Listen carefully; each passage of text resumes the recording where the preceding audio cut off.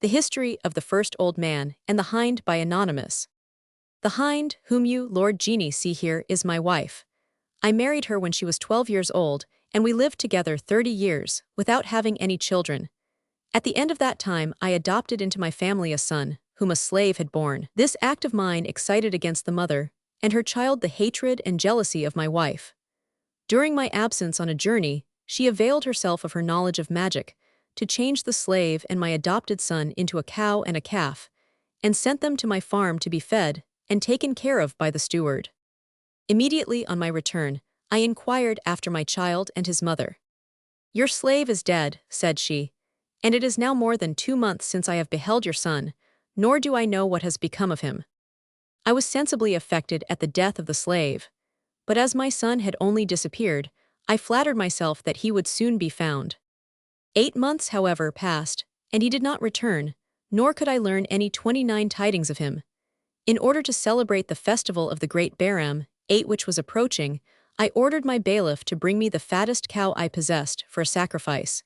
He obeyed my commands. Having bound the cow, I was about to make the sacrifice, when at the very instant she lowed most sorrowfully, and the tears even fell from her eyes. This seemed to me so extraordinary that I could not but feel compassion for her, and was unable to give the fatal blow. I therefore ordered her to be taken away, and another brought. My wife, who was present, seemed very angry at my compassion, and opposed my order. I then said to my steward, "Make the sacrifice yourself. The lamentations and tears of the animal have overcome me." The steward was less compassionate, and sacrificed her. On taking off the skin we found hardly anything but bones, though she appeared very fat. "Take her away," said I to the steward, truly chagrined, "and if you have a very fat calf, bring it in her place."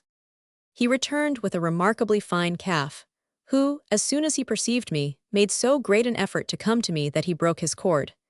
He lay down at my feet, with his head on the ground, as if he endeavored to excite my compassion, and to entreat me not to have the cruelty to take away his life.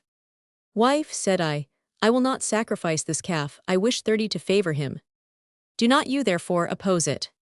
She, however, did not agree to my proposal, and continued to demand his sacrifice so obstinately that I was compelled to yield. I bound the calf, and took the fatal knife to bury it in his throat, when he turned his eyes, filled with tears, so persuasively upon me, that I had no power to execute my intention. The knife fell from my hand, and I told my wife I was determined to have another calf. She tried every means to induce me to alter my mind.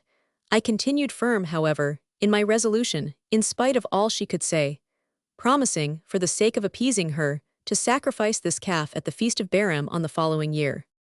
The next morning my steward desired to speak with me in private.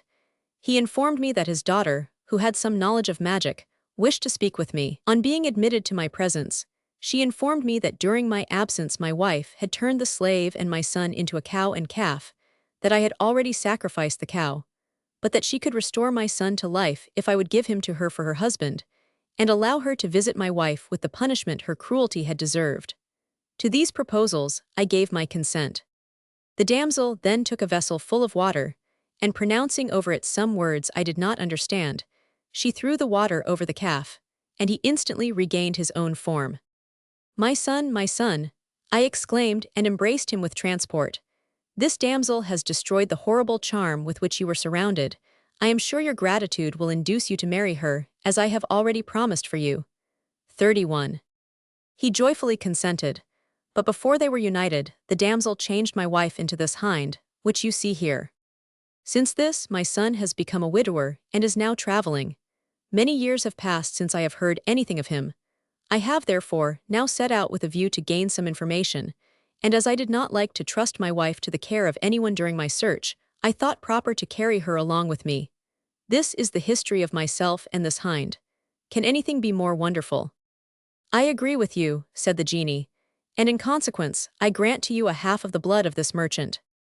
As soon as the first old man had finished, the second, who led the 2 black dogs, made the same request to the genie for a half of the merchant's blood, on the condition that his tale exceeded in interest the one that had just been related.